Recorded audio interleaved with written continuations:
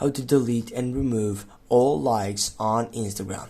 In the first session, as you go on that selection, it is to go into your profile selection on your account, then tap on the three dots on your right upper side and go on the session which is your activity on the fourth session. Just go for it, and from here you can simply scroll down and take a look on all of these selections. And if you go, for example, interactions, you're gonna see all that stuff selection and go for likes on the second button, and from here you can take off and get all of these by getting selected all. Just go for getting all of them, and after you got select all of them, simply you're gonna I'm gonna show you how it looks like after you got select all of them. You're gonna simply go unlike or delete simply that likes from your Instagram session, and as you can see, after you got that refresh, everything's done.